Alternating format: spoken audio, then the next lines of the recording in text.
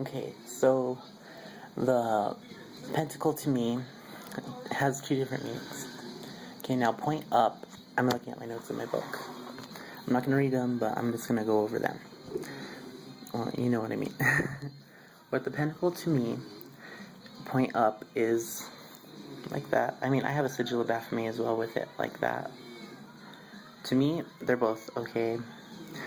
But I did a little background research, and when the pentacle is upright in position, to me, it symbolizes the ascension of the witch, or the practitioner, or all man with spiritual ideals. By spiritual ideals, it means connecting with the divine, building a spiritual framework, as well as being protected. Now, they both can mean protection, but when it's point up, you're able to project your will out. Now, it symbolizes the head, the arms, and the legs to me of the practitioner being surrounded by divine protection due to the divine connection. Now, point down. Oh wait, point up, also earth, air, fire, water, spirit, the 5 elements surrounded by divinity. Now, point down, or inverse, to me, it really isn't bad, because all it does is draw down energy from all around you, all of nature, the cosmos, divinity, everything. Now, a lot of people associate it with Satanism and like what they consider evil and dark. Now, it's not necessarily evil, and it can be considered dark depending on the person, but not dark as in a bad way. But by dark, you know what I mean. It's hard to explain because I know it. It's just hard to explain. But dark to some people can be evil, even though there's good dark, good light, bad light. Now, that's a whole other video that I got from a lot of the information from Nocturnal Witchcraft by Constantinos. But when it's inverse, it draws down energy, like I said. But it's used as a psychodrama with Satanists, from what I understand, to represent rejection of past ideals through what they consider a symbolism of rejection of the Trinity. Now, that is not necessarily bad, it's just a psychodrama.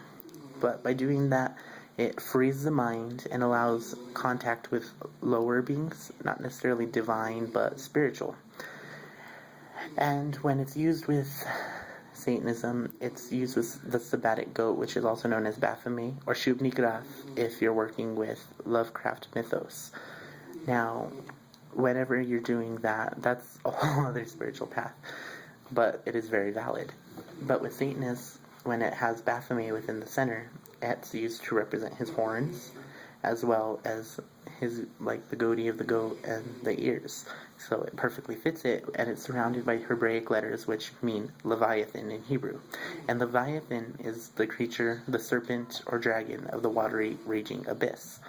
Now, that isn't necessarily bad. It's basically like the subconscious mind and its interaction with the world around you. Now, it's used by Luciferians as well, from what I understand, and it can be used to tie into the Infernal Union sigil, which I will show you with a little drawing. Can you see it? Yeah.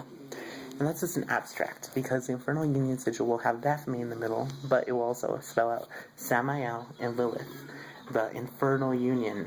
But that is also used to... Sorry about that. How did I put it? Infernal Union, in which the seal, to symbolize the seal of freedom and liberation of man, is founded through Lilith's union with Samael when she left the Garden of Eden. Now that ties into yesterday's, but that is just a basic rundown of what the pentacle, both upright and inverse, mean to me. Thank you.